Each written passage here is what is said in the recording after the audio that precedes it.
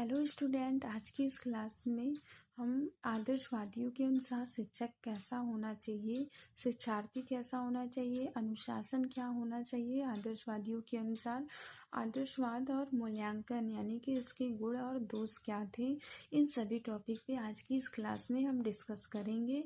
और इसके पहले वाले वीडियो में हम आदर्शवाद का अर्थ, परिभाषाएं, शिक्षा के उद्देश्य, आदर्शवादियों के अनुसार पाठ्यक्रम कैसा होना चाहिए, आदर्शवाद और शिक्षण विधियां, इन सभी टॉपिक पे इसके पहले वाले वीडियो में हम डिस्कस कर चुके हैं।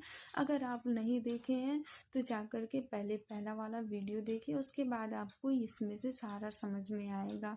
तो सबसे पहले हम यहाँ पे डिस्कस करते हैं आदर्शवाद और शिक्षक। आदर्शवादियों के अनुसार शिक्षक कैसा होना चाहिए, तो यहाँ पे हम देखते हैं आदर्शवादियों ने शिक्षक को महत्वपूर्ण स्थान प्रदान किया है। यहाँ पर इन्होंने विद्यार्थी को द्वितीय स्थान और अध्यापक को प्रथम स्थान दिया है। आदर्शवादियों ने टीचर के कंसेप्ट को समझाने के लिए ठीक एकदम वही बात कही है। जैसे अगर मान लिया जाए एक विद्यालय है तो उसको बाग मान लिया जाए, और उस विद्यालय में जो विद्यार्थी होता है उस विद्यार्थी को पौधा मान लिया जाए, और जो शिक्षक होता है विद्यालय में जो आपको पढ़ाता है उसे माली मान लिया जाए।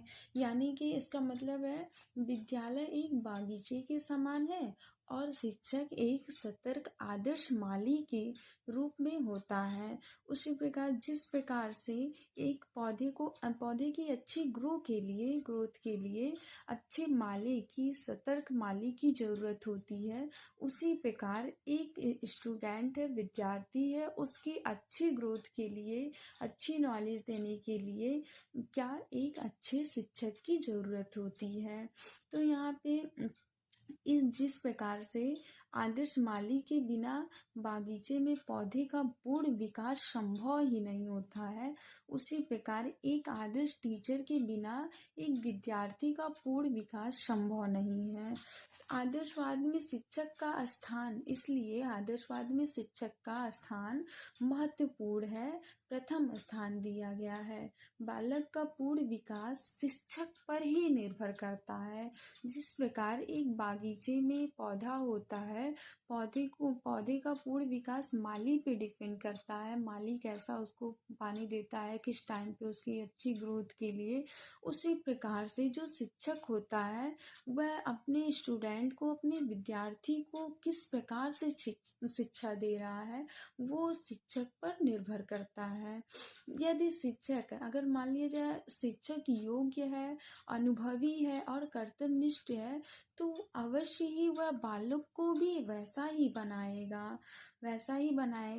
और भारतीय आदर्शवाद में गुरु का प्रथम स्थान दिया गया है और गुरु को ही, शिक्षक को ही सर्वोपरि माना गया है। आदर्शवादियों के अनुसार अनुशासन कैसा होना चाहिए हम यहाँ पर देखेंगे। Idealism and discipline.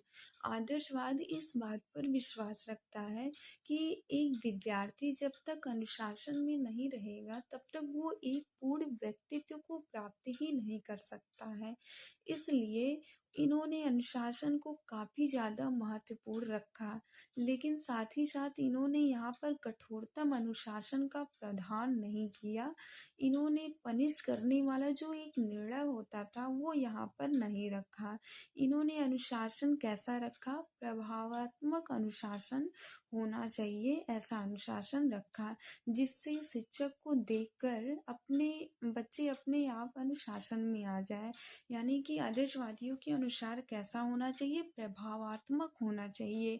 यानी कि अगर बच्चा अनुशासन में नहीं है तो अगर शिक्षक को वो देख लेता है तो शिक्षक को देखते ही स्वयं अनुशासन में आ जाए, शिक्षक को कहना ही ना पड़े कि तुम अनुशासन में आ जाओ। आदर्शवादियों के अनुसार अनुशासन ऐसा ही होना चाहिए, प्रभावात्मक होना चाहिए, ना कि पनिशमेंट वाला, उसको बुरी तरह से दंडित किया जाए, इस तरह से नहीं होना चाहिए। आदर्शवादियों के अनुसार अनुशासन प्रभावात्मक होना चाहिए। तो यहाँ पर हम देखेंगे अब मूल्यांकन, आदर्शवाद और मूल्यांकन, यानी कि आदर्शवाद के गुण क्या थे और दोष क्या थे। आदर्शवादी शिक्षा के प्रमुख गुण निम्नलिखित हैं। पहला पॉइंट हम देखेंगे, जैसे सत्यम शिवम सुंदरम की प्राप्ति हो सके। सत्यम यानी कि सत्य का अनुभव करे और असत्य से दूर रहे। शिवम अच्छाई का संकल्प करे और बुराई से दूर रहे। सुंदरतम की प्राप्ति यानी कि सुंदरता का अनुभव करे और असुंदरता से दूर रहे। और दूसरा पॉइंट है शिक्षक का प्रथम स्थान, यानी कि आदर्शवादियों ने शिक्षक का प्रथम स्थान दिया। और तीसरा पॉइंट अगर हम देखें, नैतिक चारित्रिक विकास पर बल दिया। मानसिक विकास, तर्क करने की क्षमता यानी कि क्वेश्चन पूछने की और समझने की उनके अंदर क्या होना चाहिए, क्षमता होनी चाहिए। और अपने चरित्र की विकास पर भी बल देना चाहिए, मानसिक विकास पर भी बल देना चाहिए। तो ये सब उनके गुण थे। और हम यहाँ पर देखेंगे अगला पॉइंट, दंडात्मक अनुशासन का विरोध यानी कि स्वानुशासन पर बल देना चाहिए। आदर्शवाद दर्शन के कारण स्कूल एक सामाजिक संस्था बन गया। आदर्शवादी बालक के व्यक्तित्व का आदर करता है तथा उसकी रचनात्मक शक्तियों के विकास पर भी बल देता है। आदर्शवादी शिक्षा बालकों में सत्यम शिवम सुंदरम जैसे श्रेष्ठ गुणों का विकास करती है, जिसके फलस्वरूप बालक में उत्तम चरित्र का निर्माण होता है। और हम यहाँ पे देखेंगे आदर्शवादी शिक्षा के दोष क्या थे। तो आदर्शवादी शिक्षा के निम्नलिखित दोष थे। आदर्शवादी शिक्षा के उद्देश्य वर्तमान की उपेक्षा कर भविष्य पर अधिक बल देता है। आदर्शवाद विचार तथा मन को अधिक महत्व देता है, जिससे इसमें बौद्धिकता से अधिक प्रोत्साहन दिया जाता है। और अगला पॉइंट है, प्रयोगात्मक शिक्षण विधियों पर इन्होंने बल नहीं दिया। आदर्शवादियों ने प्रयोगात्मक शिक्षण पर बल नहीं दिया, जो कि इस पे देना चाहिए। यानी कि अगर विद्यार्थी को कोई चीज़ प्रैक्टिकल करके सिखाया जाए तो विद्यार्थी उस पर अच्छे से सीखते हैं, इंटरेस्टेड होकर के सीखते हैं। यानी कि इस पे आदर्शवादियों को बल देना चाहिए था और उन्होंने इस पे बल नहीं दिया, प्रयोगात्मक शिक्षण पर बल नहीं दिया। इन्होंने दर्शन पर सर्वाधिक बल दिया, यानी कि दर्शन पर सबसे अधिक बल इन्होंने दर्शन पर दिया। आदर्शवाद में बालक को द्वितीय स्थान दिया गया, जो कि गलत है, क्योंकि शिक्षा बाल केंद्रित होना चाहिए। यदि शिक्षक योग्य, अनुभवी और कर्तव्यनिष्ठ है तो वह बच्चों को भी, बालक को भी वैसा ही बनाने की कोशिश करेगा और बनाएगा।